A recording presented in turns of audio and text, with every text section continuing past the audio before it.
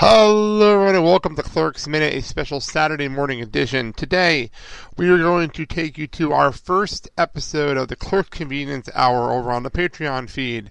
It's one of those mentalities of, we'll give you the first one for free, and then you have to come over and subscribe to our Patreon account over at patreon.com/clerksminute.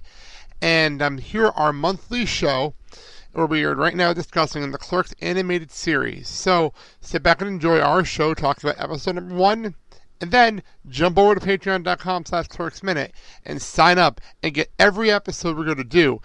And here's the key. If you sign up, the more people sign up, then we will actually go to bi-weekly instead of monthly. So you get more for your money if you help us out. So, that being said, sit back and enjoy episode 1 of the Clerks Convenient Hour.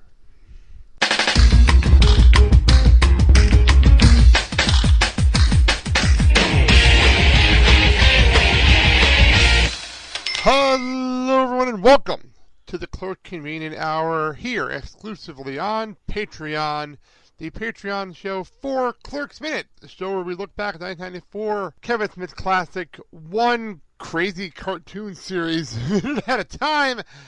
I'm Blake. I'm Kyle. And yes, we are now on the Patreon side of things, and we're starting to look at the Clerks Animated Series, which we will get into everything in 1 minute.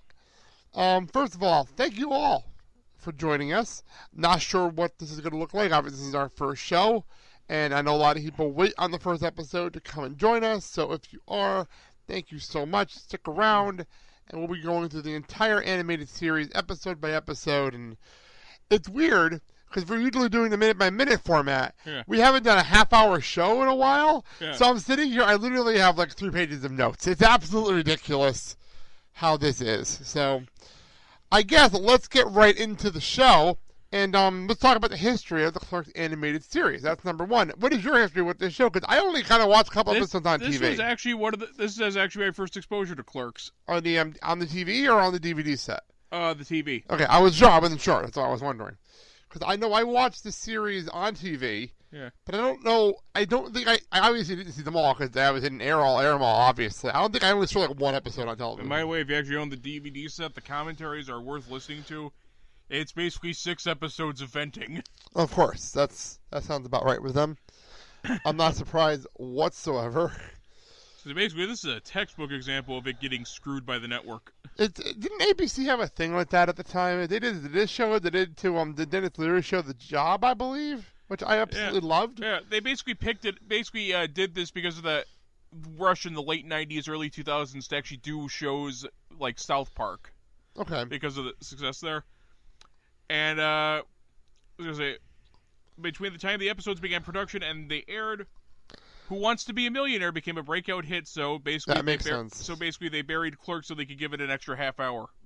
That doesn't surprise me. I did watch Millionaire, so that doesn't really surprise me, you know? So yeah, the moral of the story is it doesn't matter how much time and effort you put into a TV show, not only are networks that are fickle with desires that will change at a whim, Regis will eventually fuck you. Well, Who Wants to Be a Millionaire was a phenomenon there for a while. I hate to say it, but it was an absolute phenomenon. Yeah. For a while. I don't know how, but it was. Oh, and this was and basically UPN made them a very plum offer. Basically, 13 episodes, heavy promotion, but they basically considered it being the big fish in a little pond. So they went with ABC, who, while not only being a bigger network, was also owned Miramax. Makes sense. That makes sense. And they basically admit in the commentary that this was not the wisest decision they ever made. Well, unfortunately, I don't think, if I remember hearing right, Kevin didn't even have the rights to the show. No, ABC does, and they refuse to sell them. That sucks, you know? Which makes no sense, because if you're not going to do anything with them, why are you sitting on it? Yeah, I don't get it. I don't understand it. At least they got a DVD release. Yeah. That much I'll give them. But still, I don't understand. I don't understand why this show didn't get some kind of like, for instance, the whole thing, like, you put it on Comedy Central and this show can last for years. You know what I mean? It's simple. Or even Fox. Comedy Central and Cartoon Network were interested in actually doing more episodes. ABC refuses to sell them the rights. Oh, Disney. Because Disney owns everything. But that's true. Well, we get into this, we pop the DVD in, and they give us all these options on what to watch. We didn't do the straight-up episode because we only have so much time up here. And even better is, it opens with a Jay and Bob intro. About to say, we press play, and we get a really weird, bizarre live-action intro at a expensive Hollywood estate because Jay and Bob could afford it with their fat Clerks Animated stash.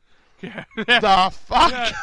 What a weird start. Apparently this was before they actually got their hands on the fat blunt man and chronic cash. So out of curiosity, I just want to know this. I'm checking the dates real fast. Canonically, where does this land with the movies? Like the View universe. So 2000, you said this would come out? Yeah. So I think it came out after Dogma. Oh, Dogma. It was the Clerks, Mallrats, Chasing Amy, Dogma, and then this, and then Jay and Silent Bob Strike Back. Yeah. So that's how this works. That is the official order. And yes, by the way, just for the record, because this is going to be really doing this first episode because we had a lot of notes. We will be talking about the Jay and Silent Bob reboot as more information comes out on this Patreon show. Just to clarify that. So we get into this. Into the episode proper. Oh, not yet. Not yet. We get a full disclaimer that I took pictures of, and Kyle will read to you. Voiced by Kevin Michael Richardson. Yes, go for it. What's our disclaimer? The following television show is entirely fictitious. Any similarity to the history of any person living or dead or any actual events is entirely coincidental and unintentional, except where specifically noted otherwise in the cast and crew credits. All celebrity voices are impersonated, and no celebrities have endorsed any aspect of the show. Is anybody still watching after all that? And then we get the next screens.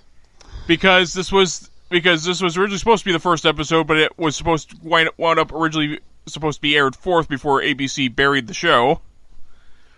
I don't understand. Before you continue, why the hell would they not air this episode first, and why ABC would put it fourth? I don't understand that. Because ABC is run by a bunch of re-rees. I don't get it. I don't understand the logic. But continue. Okay.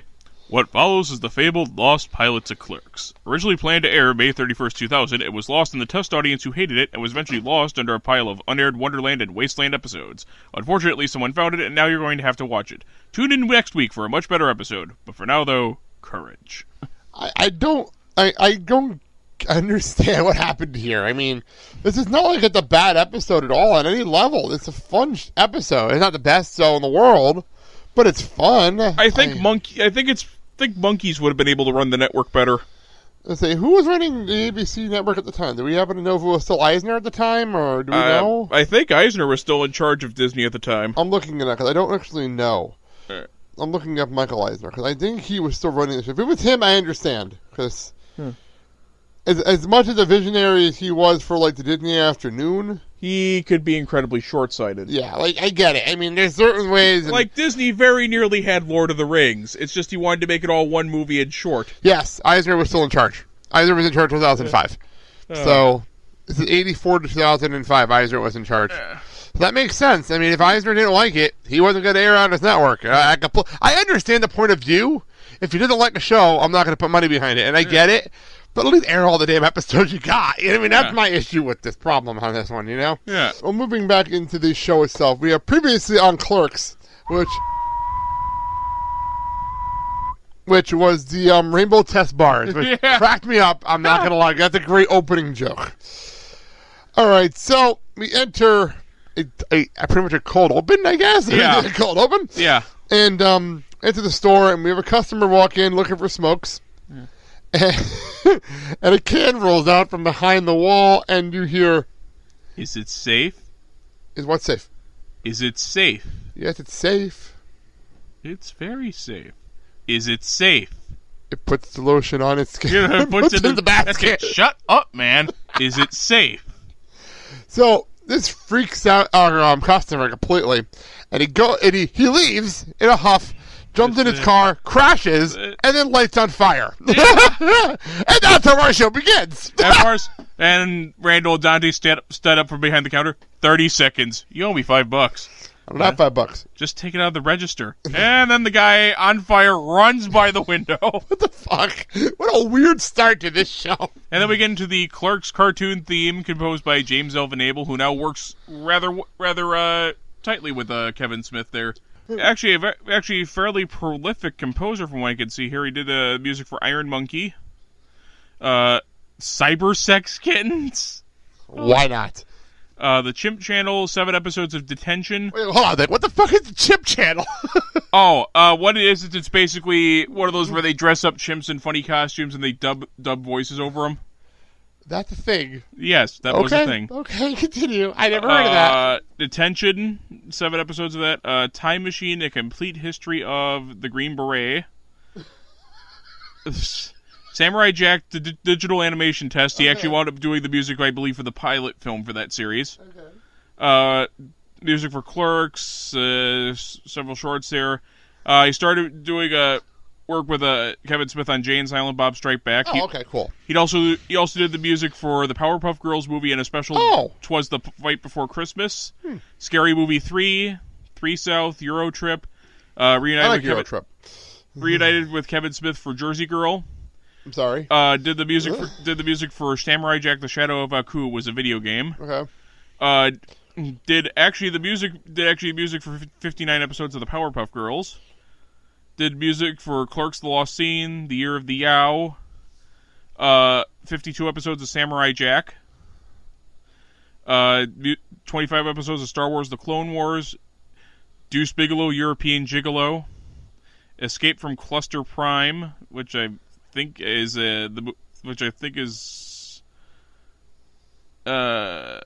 it's a special for My Life as a Teenage Robot.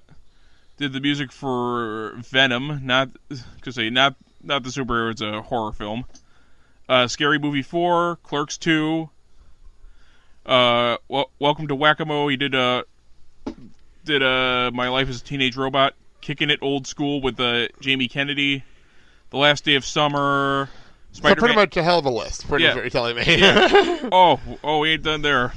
The Spider-Man Friend or Foe video game, anime movie called Turok Son of Stone, superhero movie, Zack and Miri Make a Porno, That's Kevin, An American Carol, Foster's Home for Imaginary Friends, Powerpuff Girls Rule, which is a TV movie, another Powerpuff Girls TV movie, Frequently Asked Questions About Time Travel, the series Foster's Home for Imaginary Friends, I Hope They Serve Beer in Hell, Justice League, Crisis on Two Earths, Scary Movie 5, Jay and Silent Bob, Super Groovy Cartoon Movie. Which we'll talk about future date. Yeah, the Powerpuff Girls Dance Pantsed. What the fuck?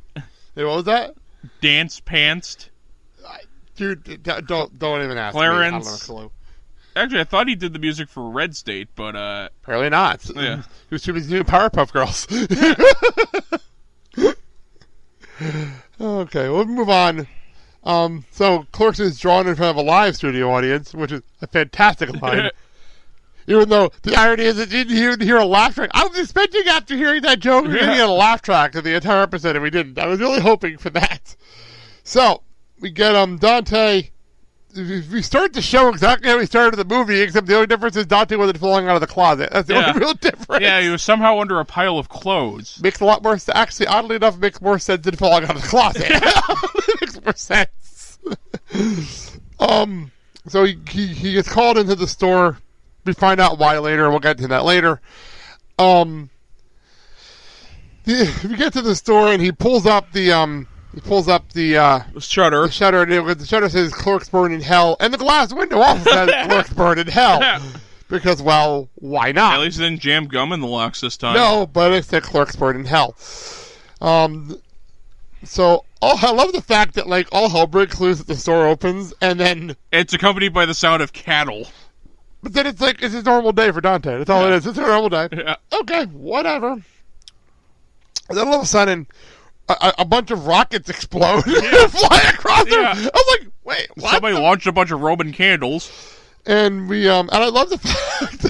All right, who did that? Fess up or I start calling parents. That was fantastic. I thought that was hysterical the way he said that. So he looks over and there's a whole bunch of kids, and of course they push out the geekiest one of the group and lays it on him. Yeah. Like you do. What were you thinking, Silas? They don't have the line here. Oh, I was at the beginning of it, but pretty much he goes on this whole tangent about how the expectations of your soul have been for a fair deal have been dulled by your years working at this soul-sucking minimum wage hellhole. You got me there. Okay, so we find out the Jay. Where'd you get him? Oh, I'm doing the setup. I know. Hang on a second. Kyle, this is all here. We've been doing this for 4 years, and you still cut me off when I'm trying to set things up. We've been doing this for 4 years. Jeez, you think you get the rhythm by now. Okay. So, we find out that Jay and Silent and Hub are selling rockets, apparently, in this world. Because they can't sell drugs, so we'll sell rockets. Well, how do Why we know? not? Well, how do we know they're still not selling drugs? Maybe this is a side business. I just look at it as a cartoon.